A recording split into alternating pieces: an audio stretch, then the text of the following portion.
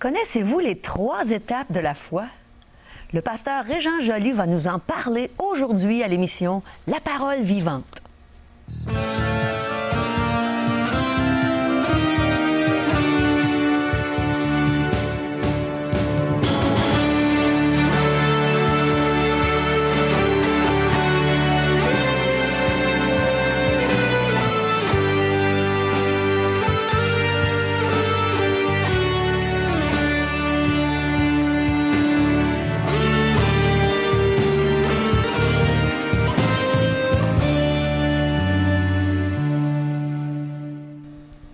Bonjour et bienvenue à tous nos fidèles téléspectateurs.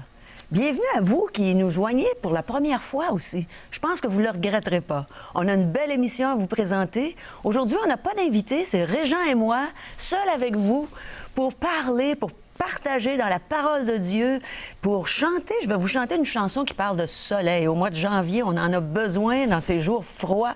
On va essayer de réchauffer vos cœurs par la parole merveilleuse de Dieu. Et j'espère que vous allez rester jusqu'à la fin parce qu'il y a des choses spéciales pour chacun de vous dans cette émission. Et vous pouvez nous appeler. Vos questions, vos commentaires nous intéressent vraiment. Alors, signalez le 1-877-L'Espoir, 1-877-537-7647 et vous pouvez toujours aller sur notre site web espoir.ca. Alors, quelles sont les 3 étapes de la foi? Voici notre ami Régent Joly qui va nous en parler. J'aimerais bien savoir quelles sont ces 3 étapes, Régent. Tu nous as dit tantôt qu'on remplit la demi-heure à nous deux. Oui. Je crois qu'il n'y a pas de problème, nous allons bien la remplir. Ah oui. Quel est l'élément essentiel pour que la parole de Dieu devienne efficace dans notre vie? Connaissez-vous cet élément essentiel? La foi. Mais, quelle foi avons-nous? Il y a différentes foi. C'est ce qu'on va voir aujourd'hui. Alors, pendant l'enseignement. Juste comme introduction, lisons ensemble Hébreux chapitre 11. Nous lisons. Or, la foi est une ferme assurance des choses qu'on espère, une démonstration de celles qu'on ne voit pas. Au-delà de les choses qu'on peut voir, il y a des choses qui existent. Et c'est seulement par la foi qu'on peut les saisir. En plus, pour l'avoir possédé, les anciens ont obtenu un témoignage favorable. C'est par la foi que nous reconnaissons que l'univers a été formé par la parole de Dieu, en sorte que ce qu'on voit n'a pas été fait de choses visibles. Il faut aller chercher les choses invisibles, les choses qu'on ne voit pas, qui sont immatérielles, mais ils existent. Et sans la foi, verset 6, il est impossible de lui être agréable, car il faut que celui qui s'approche de Dieu croit que Dieu existe et qu'il est le rémunérateur de ceux qui le cherchent. Ah, c'est merveilleux. Alors, si nous voulons obtenir quelque chose de la part de Dieu, il faut la foi. La foi en lui, la foi en ce qu'il a créé, la foi en ce qu'il a fait et la foi en ce qu'il veut accomplir et veut faire à travers notre vie. Alors, si je comprends bien, on va pouvoir découvrir au cours de cette émission quelle sorte de foi on a. Exact. Une des 3 ou les 3? Petite foi, grande foi, mais il y en a une 3e, laquelle? J'ai bien hâte de le découvrir. Alors, je pense qu'on a vraiment un bon contenu pour vous. On va découvrir ensemble quelle sorte de foi on a. Peut-être que Dieu veut faire grandir notre foi au cours de cette émission. Alors, on va voir ce qui va se passer dans la présence du Seigneur. Parole Vivante vous invite à participer à l'un des nombreux merveilleux déjeuners de l'espoir. Ces déjeuners ont lieu dans plusieurs restaurants réputés de la région et vous sont offerts gratuitement. Venez entendre le témoignage d'une vie transformée par la puissance de Dieu. Pour connaître les détails concernant l'endroit, la date et l'heure pour votre région, composez le 1-877-537-7647 ou notre site web www.espoir.ca.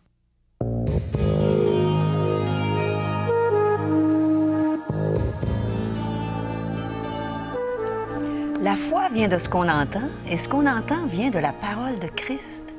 Et Régent va justement partager avec nous la parole du Seigneur aujourd'hui. Tu viens de nous partager un texte biblique, Romains 17. La foi vient de ce qu'on entend, et ce qu'on entend vient de la parole du Christ ou de la parole de Dieu. Ouais. Partout dans la Bible, de la Genèse à l'Apocalypse, nous lisons que pour croire en Dieu, il nous faut la foi. Oui. Sans la foi, impossible de lui être agréable. un niveau de confiance qui permettra à Dieu d'agir dans notre vie. Nous devons croire ce qu'il est et ce qu'il va faire également, ce qu'il a promis de faire. Alors nous devons avoir confiance en ce qu'il est et en ce qu'il a promis d'accomplir. Lisons un verset dans Jacques chapitre 1, les versets 6 à 8. Alors l'épître de Jacques, chapitre 1er, versets 6 à 8. Lisons le 5e en même temps pour avoir le contexte. « Si quelqu'un d'entre vous manque de sagesse, qu'il la demande à Dieu, qui donne à tous simplement sans reproche, elle lui sera donnée. Mais qu'il la demande avec foi, sans douter, car celui qui doute est semblable au flot de la mer agité par le vent, poussé de côté et d'autre. Qu'un tel homme ne s'imagine pas qu'il recevra quelque chose du Seigneur. C'est un homme irrésolu, inconstant dans toutes ses voies. » J'appelle cela, moi, de la petite foi. Et c'est pas moi qui va l'appeler ainsi, c'est le Maître lui-même, le Seigneur Jésus. Alors, on a une foi, mais une foi vacillante, une foi qui ne sait pas trop. C'est la foi qui est toujours en proie au doute. Elle oscille d'un côté de l'autre, nous dit l'apôtre Jacques. Très petite. Alors, une foi qui regarde sur les circonstances, sur les obstacles, plutôt que sur là où elle devrait être, cette fois, centrée sur la personne de Jésus. Un exemple, Matthieu chapitre 8. L'Évangile selon Matthieu chapitre 8, verset 23. Tout le monde connaît l'histoire ici. Il monta dans la barque en parlant des disciples. Ah oui. Alors, ses disciples suivirent, et voici, il s'éleva sur la mer une si grande tempête que la barque était couverte par les flots. Et lui, il dormait. Les disciples s'étant approchés, le réveillèrent et dirent, « Seigneur, sauve-nous, nous périssons! » Quelle petite foi! Que de fois dans notre vie nous sommes ainsi, hein? Oui. Alors, la vie est ébranlée, il arrive des choses dans notre vie inattendues, alors une tempête, et puis, sauve-nous, nous allons périr! Oui. Et le Seigneur répond, verset 26, il leur dit, « Pourquoi avez-vous peur, gens de peu de foi? » Gens de petite foi. Oui, c'est ça. De peu de foi. Alors il se leva, menaça les vents et la mer, il y eut un grand calme. Et ces hommes furent saisis d'étonnement, nous dit le texte. Quel est celui-ci, disait-il, à qui obéissent même les vents et les mers? Alors donc, une foi qui regarde aux circonstances, aux obstacles, plutôt que le Seigneur. Le Seigneur précise, c'est à cause de leur petite foi ou de leur peu de foi, alors petite ou peu de foi, qui n'ont pas pu saisir la vérité concernant sa personne, de savoir qui était dans la barque vraiment, avec eux. Ils auraient dû être comme Jésus, comme le Maître, être calmes, sereins. Même à dormir dans la barque. Hein? De savoir que Dieu est avec nous, le Dieu Tout-Puissant est avec nous. Il y a de quoi de calmer les esprits. Hein? Je comprends. Alors donc, mais voilà, on peut avoir cette foi pendant des années, et si la personne ne médite pas la parole de Dieu, cette foi va demeurer une petite foi. La foi a besoin de se nourrir, de méditer au sujet de Dieu, de penser comme Dieu pense, de comprendre les voies de Dieu, sa façon de fonctionner. Je dois regarder comment est-ce qu'il peut travailler dans ma vie à travers les Saintes Écritures. Nous pouvons, et nous avons tous au début, une foi hésitante. On commence toutes par cette petite foi, mais elle doit grandir, comme tu nous as si bien dit tantôt. Alors, on ne peut garder une petite foi. Mais, de temps à autre, dans certaines circonstances, des événements, la petite foi revient assez vite au galop. Hein? Oui. Alors, elle revient.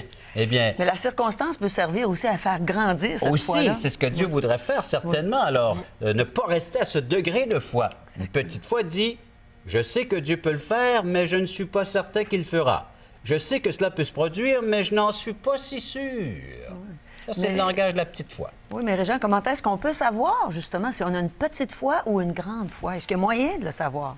La grande foi dit, je sais que Dieu peut le faire et il le fera. Ah. Voici donc ce deuxième degré de la foi, la grande foi. Elle se place devant et relève des défis avec Dieu. Alors, plus l'obstacle ou le problème est gros, plus cela est excitant pour la foi qui croit en Dieu. Hein? J'ai une belle occasion de voir Dieu agir dans ma vie. C'est vrai, je suis rendu là dans une situation où je ne suis plus capable de rien faire. Je n'ai aucun pouvoir, mais je vais voir comment Dieu va m'en sortir. Ça, c'est la grande foi qui parle. J'ai hâte de voir comment Dieu va m'en sortir de la situation de l'impasse dans laquelle je me trouve présentement. Au lieu de dire, je me demande s'il va m'en sortir. Je crois qu'il va le faire et il a le pouvoir de le faire. Mais comment il va le faire? Et j'attends cette intervention divine. Alors, comment il va-t-il me délivrer, résoudre ce problème? Ça, c'est la grande foi. La grande foi dit, comment qu'il peut agir? cette personne est disposée à attendre la délivrance, attendre que Dieu agisse. Et elle ne prend pas les devants, cette personne. Elle croit que Dieu est souverain, qu'il est aux commandes de tout ce qui arrive. Elle croit à la fidélité de Dieu, à la bonté de Dieu. Alors, elle croit que Dieu fera ce qu'il dit. Exactement. Ouais. Dieu a parlé, Dieu a dit, il le fera. La grande foi est capable d'attendre et de persévérer aussi longtemps que nécessaire sans se décourager. Elle est fondée sur les Écritures, sur la promesse de Dieu. Il fait confiance en Dieu, il connaît son caractère et nous pouvons même le remercier déjà à l'avance qu'il va agir. Plusieurs textes nous le disent. Même si ça prend du temps avant Même qu'il oui. exauce. Alors, Ouais. mais il attend. Il attend que Dieu agisse parce que Dieu a promis de le faire. Et on réclame. Exemple, Matthieu 9. Un exemple de la grande foi. Lisons Matthieu 9, verset 18. Tandis qu'il leur adressait ces paroles, voici un chef arriva, se prosterna devant lui et dit, « Ma fille est morte il y a un instant, mais viens, impose-lui les mains et elle vivra. » Jésus se leva et le suivit avec ses disciples. Verset 20 de Matthieu 9. Et voici une femme atteinte d'une perte de sang depuis 12 ans, s'approcha par derrière et toucha le bord de son vêtement, car il disait en elle-même, « Si je puis seulement toucher son vêtement, je serai guérie. » Jésus se retourna et dit, en la voyant, « Prends courage, ma fille, ta foi t'a guérie. » Et cette femme fut guérie à l'heure même. Cette femme qui, pendant 12 ans, cherchait une solution à son problème, ayant entendu parler de Jésus, elle a cru en Jésus, elle visait Jésus par la foi, ses regards n'étaient que pour Jésus malgré toute la foule, Oui. elle ne cherchait qu'à atteindre Jésus parmi la foule. Aucun obstacle à empêcher. Aucun obstacle. Cette fois, bousculer les gens, bousculer la foule, je dois atteindre Jésus car lui seul peut agir en ma faveur, lui seul peut m'apporter la guérison, si je peux l'atteindre. Et cette fois, atteins Jésus. Ça touche Jésus. Touche Jésus. Alors, elle avance vers son objectif, Jésus, elle bouscule ce qui est un obstacle entre elle et le but à atteindre. Jésus a pu lui dire, sa foi l'avait guérie car elle était placée à la bonne place sur la personne de Jésus seul. La grande foi ne démissionne pas. Elle poursuit sa route. Elle ne se laisse pas arrêter ou influencer par la foule, par ses propres pensées, par ses propres sentiments. Je comprends bien ça, Régent, mais au début de l'émission, là, on a mentionné qu'il y avait 2 sortes de foi. 3 sortes. Oui. Là, tu en as nommé 2, je pense. J'en ai nommé 2, Caro. Est-ce qu'il y en a vraiment Il une y a la troisième? petite foi qu'on a vue avec les Oui. disciples dans la barque. Oui. Puis on a la grande foi qu'on vient de voir avec cette dame qui est atteinte de cette maladie, que si seulement je pouvais atteindre Jésus, je serais guéri. Il y en a une troisième? Troisième, que moi j'appellerais, c'est pas qualificatif. On ne retrouve pas ce qualificatif dans la parole de Dieu, mais moi je la mentionnerais comme étant la foi parfaite. Oh là là. On la retrouve dans l'épître de Jacques, chapitre 2, verset 21. On sait que Dieu aime les choses parfaites. Et qu'est-ce que nous lisons dans Jacques? Alors, je vous lis cela dans Jacques, chapitre 2 et verset 21. J'y arrive. Abraham, notre père, ne fut-il pas justifié par les œuvres lorsqu'il offrit son fils Isaac sur l'autel? Tu vois que la foi agissait avec ses œuvres, et que par les œuvres, la foi fut rendue parfaite. Alors, Jacques, chapitre 2, les versets 21 et 22. Quelle est cette foi parfaite alors d'Abraham? On se pose des questions, hein? J'aurais dû penser que tu parlerais d'Abraham. Vous savez que ce n'est pas par les œuvres qu'une personne peut être sauvée. La Bible est très claire là-dessus. Éphésiens 2.8 nous dit que ce n'est point par les œuvres, afin que personne ne se glorifie, mais Oui. par le moyen de la grâce. C'est la foi placée dans ce que Dieu a fait envers nous que nous sommes sauvés. Alors ce n'est pas par les œuvres. Mais ici, la foi parfaite est accompagnée d'œuvres. Elle va se manifester par des œuvres. Alors donc, le seul moyen par lequel une âme peut être sauvée, c'est par grâce, mais la véritable foi nous pousse à l'action. Abraham crut et fit exactement ce que Dieu lui demandait de faire. Ici, ça nous réfère lorsqu'il offrit son fils Isaac sur l'autel. On peut s'imaginer, c'est le fils unique d'Abraham qu'il a eu à la fin, justement. C'était le seul unique. Oui. Il ne pouvait plus en avoir d'autres. Alors, étant épuisé, nous dit le texte, c'est-à-dire étant arrivé à terme de sa vie, il avait 100 ans, ce pauvre Abraham. Mais Dieu lui donne un fils. Et ce fils, Dieu nous dit, il lui dit, va l'offrir en sacrifice. Et la foi parfaite prend le Fils, monte à la montagne avec le bois et le feu pour l'offrir en sacrifice. Il avait vraiment confiance en Dieu. Oui. Et savez-vous ce que le texte nous dit? Dans Hébreux, chapitre 11, nous allons voir pourquoi est-ce qu'il a pu agir de la sorte. Alors, l'Épître aux Hébreux, chapitre 11, on revient donc à notre point de départ, mais cette fois le verset 17 à 19. C'est par la foi qu'Abraham offrit Isaac lorsqu'il fut mis à l'épreuve et qu'il offrit son fils unique, lui qui avait reçu les promesses. C'était le fils de la promesse d'une postérité. Les Israélites seraient issus d'Isaac et d'Abraham. Alors, il avait été dit en Isaac, tu auras une postérité appelée de ton nom. Et il pensait, verset 19, que Dieu est puissant même pour ressusciter les morts, ou aussi il retrouva son fils, ce qui est une préfiguration. C'est-à-dire que cette foi parfaite, elle fait ce que le Seigneur lui demande d'accomplir tout simplement. Elle obéit à Dieu.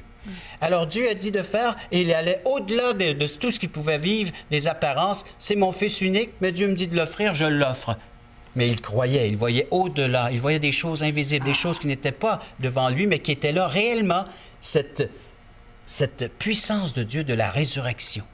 Il dit, mon fils, Dieu va le ressusciter d'entre les morts. Et on sait qu'il est intervenu divinement. Dieu a envoyé un bouc qui était là pris à travers les branches, à travers d'un petit arbuste que Abraham a pu offrir en sacrifice à la place d'Isaac. Mais nous, notre foi devait être centrée sur Jésus. Jésus, la main de Dieu a frappé Jésus à la croix. Et puis, personne n'a été un substitut. Personne n'a pris la place de Jésus. Jésus a été celui qui s'est livré lui-même jusqu'à la mort de la croix, afin que nous puissions être sauvés, nous, d'une perdition éternelle. Il est mort sur la croix pour nos péchés. Que vous ayez une petite foi, une grande foi, placez-la en Jésus-Christ et elle deviendra la foi parfaite, agissante et qui sera agréable à Dieu. Ah oui. Ah, c'est vraiment bon. C'est vraiment bon de savoir qu'on peut on peut s'approprier cette foi parfaite. Parfaite. Eh là là. À travers les années, Dieu voudrait que nous puissions vivre pleinement de ce que Dieu est prêt à nous offrir. Un merveilleux plan pour notre vie entière, à une condition, que vous puissiez croire en ce qu'il a écrit, en ce qu'il a laissé. Je pense à Jésus, quand il a ressuscité Lazare. Hein? Il a levé les yeux en haut, puis il a dit, Père, je te rends grâce de ce que tu m'as exaucé. Jésus est un modèle pour nous en toutes choses. Puis en plus, c'est le sujet de notre foi. Alors placez, mes amis, placez votre confiance en Jésus seul et vous allez pouvoir être sauvés, avoir la vie éternelle.